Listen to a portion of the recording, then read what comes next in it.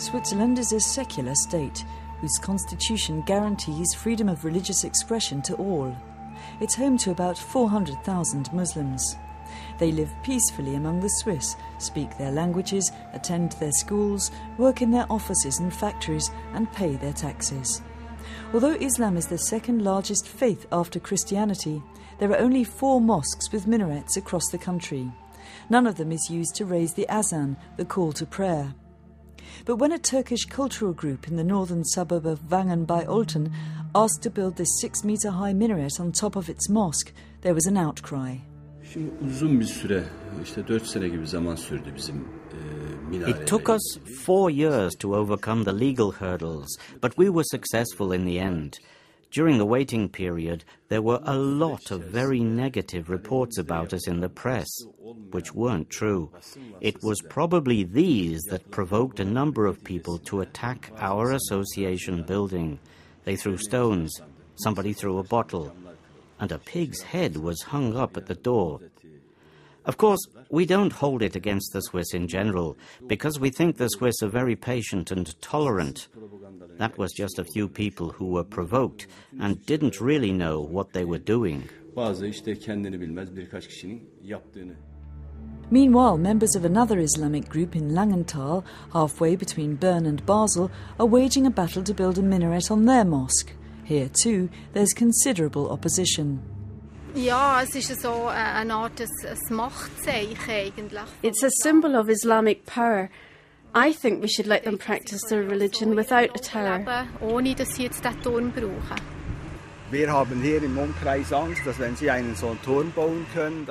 We're afraid that if they build a minaret, they'll use it for the call to prayer. And I think if I were to go and build a church representing my religion in their country, they wouldn't be very happy about it.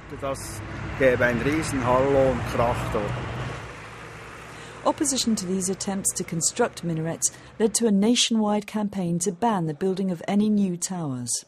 The campaigners, led by Ulrich Schlür from the right-wing People's Party, managed to collect more than 100,000 signatures, forcing a referendum on the issue. He believes he's helping to empower the Swiss. The population had to realize in different villages that they have nothing to say when minarets are in discussion, and that is the reason that we have to find a solution in our constitution. Schlür says minarets encourage the spread of Islamic influence and could open the door to Sharia law based on the Koran. It's a sign that they want to establish a different legal system here from the one we live by at the moment. Sharia law does not allow for equal opportunities. Girls and boys would no longer be able to attend the same schools, etc.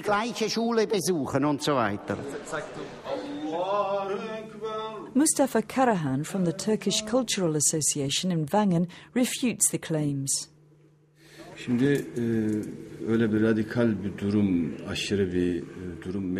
A minaret certainly doesn't cause people to become more radical and has no influence on the integration of Muslims in Swiss society. I think by building a minaret, people learn to respect our faith as we respect other religions.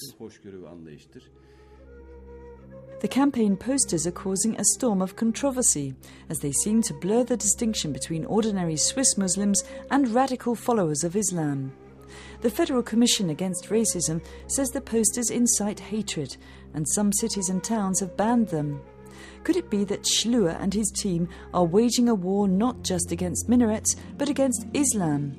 These are the important problems we have to discuss. Is it the future of Switzerland that the women are no longer with open face in our streets? That was during centuries. That was always that we have open-minded people, and we don't want to change that.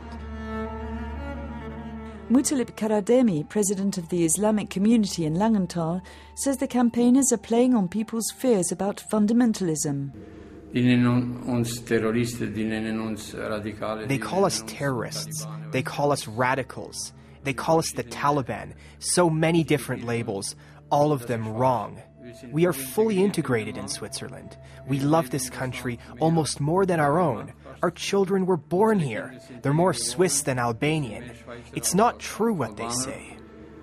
The Swiss Council of Religions and the Swiss government oppose the initiative. They argue that it contradicts the core values of the Swiss constitution. The Minaret initiative is unnecessary and counterproductive in the present climate. It is dangerous and even irresponsible. Will the Swiss ignore their government and vote yes to the ban? Recent surveys show that only a small majority oppose the initiative. If the campaign succeeds, this would be very bad for Switzerland. Its reputation would be damaged abroad, and particularly in Islamic states. If the Swiss vote to change the law, we could appeal to the European Court of Human Rights, and that would create a major headache for Switzerland.